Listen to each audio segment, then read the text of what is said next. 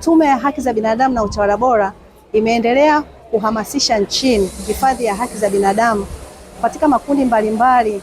Tanzania, na makundi hayo yamekuwa yakifikiwa kwa njia mbalimbali ambazo tumekuwa tukizitekeleza kutokana na shughuli zetu tunazozifanya.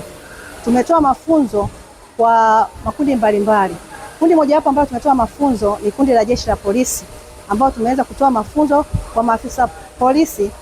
827, lakini pia tumetoa mafunzo kwa waandishi wa habari wa klabu mbalimbali nchini ambao walikuwa ni 324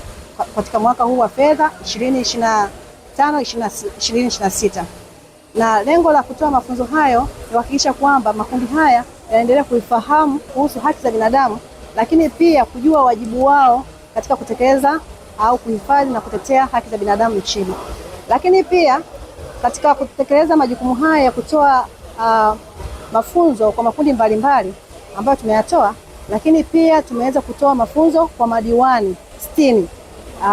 katika mkoa wa Dar es Salaam, ambao tuliweza kutoa katika halmashauri 3 ambayo ni halmashauri ya Temeke, halmashauri ya Kigamboni, lakini pia tumetoa wa halmashauri ya Ubungo. Katika kuendelea kutekeleza jukumu hili la kuhamasisha nchini haki za binadamu na utawala bora, lakini tume pia imeweza kutoa mafunzo au elimu ya haki za binadamu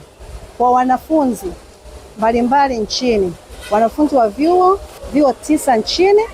ambavyo tumeweza kutoa mafunzo kwa wanafunzi wa vyuo 8,000 na walimu 121 katika vyuo hivyo. Baada ya kutoa mafunzo hayo, lengo ni kuhakikisha kwamba tume ya haki za binadamu kama ambavyo tumeona kwamba majukumu yake ni kutekeleza na kulinda haki za binadamu,